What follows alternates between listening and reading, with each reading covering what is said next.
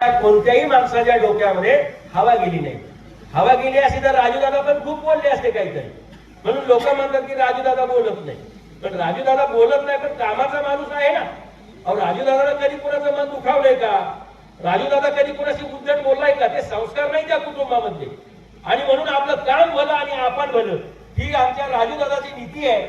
आणि अशा प्रकारचं एक स्वजळ व्यक्तिमत्व जिल्हा परिषदेच्या निमित्तानं आपल्याला त्या ठिकाणी पाठवायचंय की ज्यांनी विकासाचा एक प्रकारचा ध्यान घेतला, विकासाचं स्वप्न त्या ठिकाणी त्यांनी रंगवलेलं आहे. आणि हे जे सगळं होते त्या कामी तुम्ही आम्ही सगळे या ठिकाणी सुज्ञ माणसं आहोत. मला एकच आठवतंय या ठिकाणी की आज काही लोक खरं तर आप्पासाहेब टीका करायची नाही कुणीतरी म्हटलं, मला त्यांचं खूप मान्य आहे. मी ज्या वेळी यशवंतराव चव्हाणांचा फोटो पाहतो ना त्यावेळी मला बापूसाहेब आठवतात. म्हणजे मी जर असं म्हटलं की शिरूर तालुक्याचे यशवंतराव चव्हाण आहेत तर हे वावं होणार नाही.